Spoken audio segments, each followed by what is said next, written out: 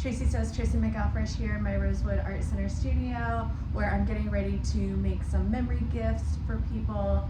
I do like alterations and memory gifts. If you don't know me, I also facilitate a large meetup group of sewists here called the Dayton Garment Designer Meetup, and we meet up quarterly and swap fabric and have sew-ins and go see art shows and do all kinds of fun stuff. So today I'm here to talk to you about these kinds of dresses so you don't make the same mistake I did. So formerly I provide alteration services mostly on dresses to a large number of clients. In fact, I'm not taking any new clients right now. And I also make memory gifts. So I originally started by making custom for people from I think 2004 until 2012, and then I switched over to alterations. There's more money in alterations than custom work, believe it or not, because custom work is so expensive to buy the materials and it takes so long, so many messages and everything. You make more money actually altering clothing. But there's some dresses that cannot be altered, and this is a couple of festival dresses.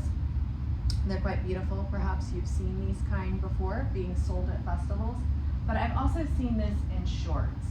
So what happens is the dress has been dyed after it has been sewn, and when you go to take parts apart, like if we wanted to take this trim off, the problem would be that it would be white underneath.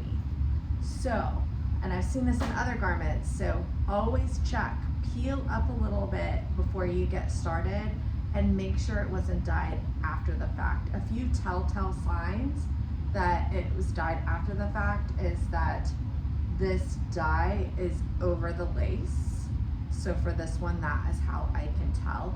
But a lot of times all you have to do is go to the hemline and peel back a little bit, and you can see that it's white underneath, and the threads will be white as well.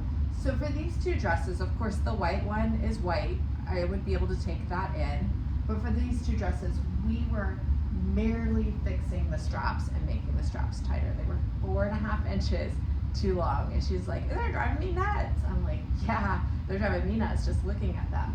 So I was happy to be able to fix those straps for her, and she can wear these dresses that were gifted to this client. And they're beautiful and they're not cheap.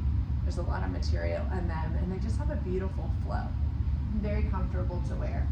These dresses are the reason why I started making dresses, because they were like $100 and something in the 90s, and I was like, I'm not going to go buy one of these. I want to learn to make them. And then to my surprise, I learned it was more expensive to make them because things made in other countries don't have the same wage that we have here. They don't have the same economy we have here, so they can be a lot less. So a lot of times our manufactured clothing is way, way less than what we can even buy the fabric for. So that's how I learned just buy the dress if you really want the dress, because you're going to spend more on fabric. I did make a couple before I moved on to like all kinds of other things. Mostly today I either shop independent or I get stuff on the fabric swap. Both of these fabrics, this one was from Brazil and this one was from Guatemala. I married them together, and they were both from a donation that somebody gave me. So you can obtain fabrics. If you don't have fabric swaps in your area, you can always create one yourself. My first fabric swap, I was working at Hancock Fabric in the early 2000s, and I still have the tote bags that I made, and I use them for the grocery store, and I have fond memories of my very first fabric swap. So that's it. Tracy McElfresh Kettering, Dayton, Ohio, and I will see you soon. Bye.